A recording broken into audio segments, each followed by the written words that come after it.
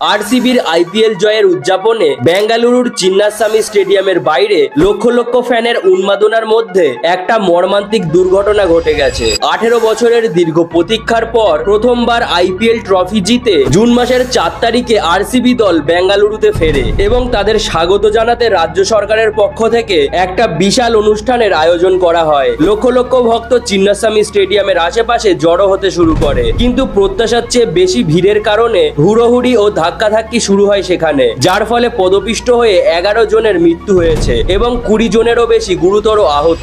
এই ঘটনায় সরকার ও প্রশাসনের গাফিলতি নিয়ে বড় প্রশ্ন উঠেছে। এত বিশাল ভিড়ের আয়োজনে পর্যাপ্ত নিরাপত্তা ব্যবস্থা কেন ছিল না? আর এমন একটা বড় ইভেন্টে জনসাধারণের নিরাপত্তা নিশ্চিত করতে প্রশাসন কেন আগাম পরিকল্পনা করেনি? তবে এই ঘটনায় শোক প্রকাশ করেছে আরসিবি টিম এবং আইপিএল অথরিটি। এই বিষয়ে আপনার কি মতামত আমাকে কমেন্টে জানান।